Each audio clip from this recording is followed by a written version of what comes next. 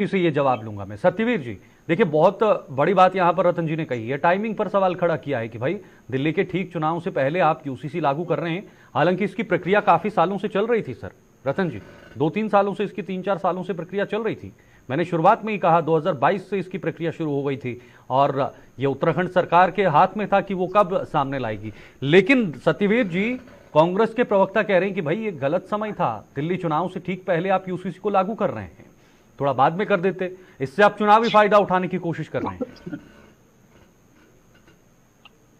शीतल जी, सबसे पहले तो मैं आदरणीय मुख्यमंत्री और उनकी पूरी कैबिनेट को और इस कानून को जो बनाने में जो पूरी टीम लगी हुई थी उनको साधुवाद करता हूं। उन्होंने बहुत ही बेहतर तरीके से और लोगों के बीच में जाके सामाजिक ताने बाने को कैसे इस कानून में मजबूती से लाया जा सकता है, उन्होंने उसके लिए भरसक प्रयास किया। आज उनके प्रयासों का प्रतिफल दिख रहा है कि पूरा उत्तराखंड उसको आत्मसात कर रहा है और हम चर्चा में बैठे हुए हैं। पूरा देश इस विषय पे गहनता से देख रहा है कि उत्तराखंड एक ऐसा राज्य है जिसको कि देवभूमि उत्तराखंड के नाम से भी जाना जाता है। अपनी सांस्कृतिक और पारंपरिक और आध्यात्मिक विरासत उसकी बहुत पुरानी है। अनादिकाल से चलती हुई विरासत को कैसे इस यूसीसी संजोए के साथ लेके चल सकता है, इसमें गहनता से इस बात का ध्यान के साथ इसको लाया गया। कहीं भी इस बार की किंतु परंतु का विषय नहीं है कि ये उत्तराखंड के लिए आने वाले समय में हमारी नई जनरेशन होगी उनके लिए एक बहुत ही एक नया मैं कह सकता हूं कि नए वातावरण में वो उत्तराखंड को बढ़ते हुए देखेंगे। जहां तक कांग्रेस के प्रवक्ता ने कहा कि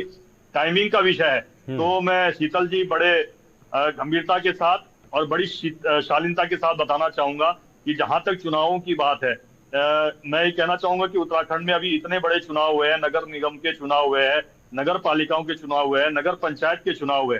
अगर हमको चुनावी लाभ लेना होता और इस दृष्टि से और इस दृष्टिकोण के साथ हमें आगे बढ़ना होता, तो हम इसको इन चुनावों से पहले लाते कि उत्तराखंड को उसको पहले लाभ मिल सकता, ना कि अन्य राज्यों को उसको लाभ मिल सकता।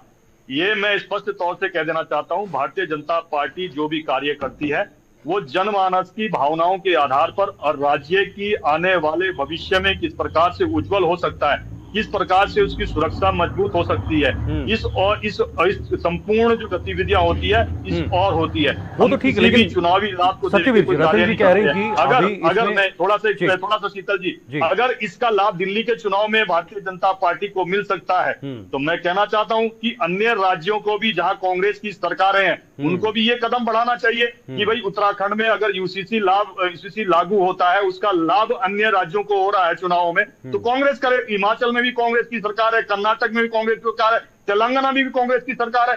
इन कानूनों में इतनी खूबियां हैं, तो कांग्रेस को किसने रोका है? स्वतंत्र सरकार है, आप करिए उसको, हम स्वागत करेंगे वहां पर जहां पे आपकी सरकार है। और जहां तक मैं कहना चाहता हूं के माध्यम से जो कि अगर आपके अंदर हिम्मत है तो आप राजस्थान में लागू कर दीजिए, अगर आपके अंदर हिम्मत है तो आप मध्य प्रदेश में लागू कर दीजिए, और अगर सच में आपके अंदर हिम्मत है तो महाराष्ट्र में भी लागू कर दीजिए। किसने रोका है? मैं आपके पक्ष को सुनूंगा, मैं आपके पक्ष को सुनने के लिए बैठा हूं। उत्तराखंड एक छोटा राज्य है, रतन जी एक मिनट थोड़ा सा रुकिए आप, रतन जी और वहाँ पे ये कानून आप लाए हैं। मैं तो आपसे कहता हूँ कि मार्च में राष्ट्रपति जी ने अपने हस्ताक्षर कर दिए थे। ठीक है सर, ठीक है 2024 रतन जी, लेकिन देखिए आज का जो विषय है ना, को देखते हुए लागू किया है। व्यक्तिगत कानूनों में जटिलता आती थी, उन कानूनों में उसमें सरलता मिलेगी। जहां और आधुनिकरण जो उत्तर प्रदेश में कर दीजिए ना भैया, हम आने वाले हमारे समय उत्तर प्रदेश में भी कर दीजिए, उसका आधुनिकरण में लागू कर दीजिए। अगर आपके अंदर सच में हिम्मत है तो उत्तर प्रदेश में लागू कर दीजिए। उत्तराखंड से सटा हुआ प्रदेश है, चर्चा की गई है, विस्तार से बताया गया है कि महिलाओं के साथ लेकिन जिस प्रकार का दुर्व्यवहार होता है, उनके साथ किसी प्रकार की अगर कोई अनैतिक गतिविधियां होती है, समझ के राजनीति करते हैं, बहुत ही बारीकी से अपनी राजनीतिक और महत्वाकांक्षाओं को पूरा करने का प्रयास करते हैं। हम चुनाव में जब जाते हैं, हम केवल उन लोगों के सामने बातें करने के लिए नहीं जाते, हम जब उनसे कहते हैं तो हम उनके साथ वादा करने जाते हैं और हमारा मजबूत संकल्प होता है। ओके मुख्यमंत्री जैसे हमारे ठीक है, मुझे एक ब्रेक पर जाना है सर, एक मिनट रतन जी, एक मिनट रोकना चाहूंगा। ठीक है उनसे राष्ट्रपति भवन से चाहे विधायिका से जाना होता था, उन सभी तक जाते हुए ठीक है सर एक मिनट सत्यवीर जी, एक मिनट रतन जी, आप फिर नहीं सुन रहे हैं। सत्यवीर जी, रतन जी बार बार यही कह रहे हैं कि भाई इससे आप सीधे सीधे चुनावी फायदा ले रहे हैं, हमें कोई दिक्कत नहीं, लेकिन जो आप समय चुनते हैं वो गलत होता है। ये नहीं होना चाहिए, यानी राजनीतिक फायदा नहीं होना चाहिए। और दूसरा सवाल मेरा ये रहेगा कि आप कैसे लोगों को जागरूक करेंगे, जनता तक कैसे पहुंचेंगे इस पूरे कानून को लेकर? शीतल जी, अभी जो सुप्रीम कोर्ट के सम्मानित जो अधिवक्ता है संदीप मिश्रा जी ने एक बहुत महत्वपूर्ण बात कही है जी, कि मीडिया का दायरा अब बढ़ जाता है कि सामाजिक पहलू तक वो कैसे पहुंचे, इसको ले जाए। संचार क्रांति का युग है आज, तो घर घर में आप देख सकते हो कि संचार क्रांति पहुंच चुकी है।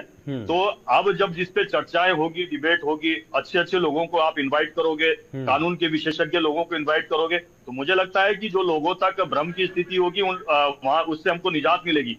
और जहां तक कांग्रेस के प्रवक्ता ने कहा कि भाई हमको ड्राफ्ट नहीं दिया गया, तो मैं फिर गंभीरता के साथ कहना चाहूंगा इस बात को, उत्तराखंड के एक नागरिक होने के नाते और सरकार में होने के नाते भी इसलिए गंभीरता के साथ कहना चाहूंगा कि जब ये यूसीसी की पहल ये उत्तराखंड में चल रही थी, अपने प्रथम चरण में चली, दूसरे चरण में चली, तीसरे चरण में चली, लोगों से बात हुई, राजनीतिक पक्षों से बात हुई, तब कांग्रेस को भी सरकार ने न्योता दिया था कि आप अपनी जो कमेटी है यूसीसी की, उसके सामने आपके जो भी सुझाव है, जो भी तर्क है, जो भी आपका विचार है, उसको रखिए।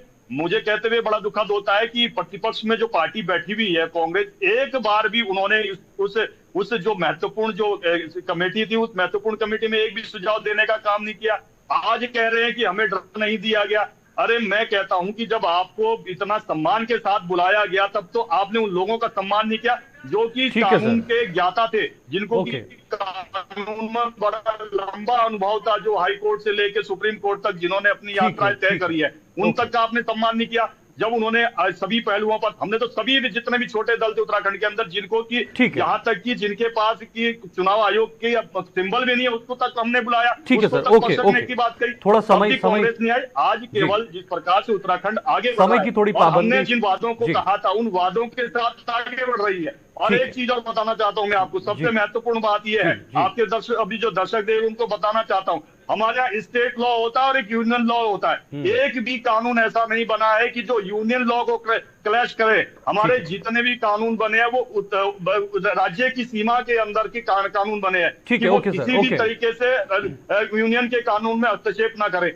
और जहां तक मैं एक चीज और बताना चाहता हूँ, एक चीज और मैं आपको बताना चाहता हूँ कि हमारे समय कम हो गया, मेरा समय बहुत काम हुए हैं, वो काम सारे उत्तराखंड के आने वाले बता के जाइए आज। ठीक है सर, मेरे पास थोड़ा समय कम है, इसलिए माफी चाहूंगा, आगे डिबेट को नहीं बढ़ा पाऊंगा। संदीप जी बहुत बहुत शुक्रिया, रतन जी बहुत बहुत शुक्रिया, और